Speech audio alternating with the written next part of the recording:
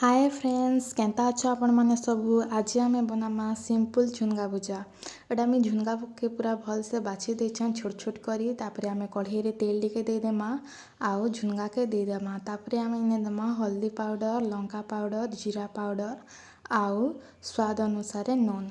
आउ एबे आम एटा के टिके भल से मिक्स करदेमा मोर वीडियो भल लागले मोर चैनल के टिके प्लीज सब्सक्राइब कर देबे लाइक शेयर कमेंट भी टिके कर देबे तापर ये आम एटा के टिके भल से मिक्स करदेमा आउ ढाबी देमा बहुत जल्दी भी हो जाइए आम झुनगा भजाटा इन्हें बेसी किसी मसला भी देवा के नहीं पड़े बहुत टेस्टी भी लागसी तापर आम मझे मझे टिके घांटी दौथिमा आम जेनता लटकी नहीं जीवा तले देखिपे आपण मैंने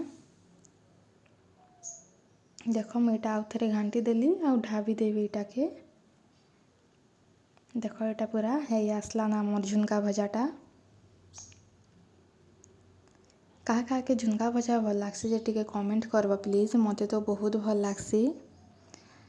देख आम झुनका भजाटा पूरा है गला थैंक यू बाय।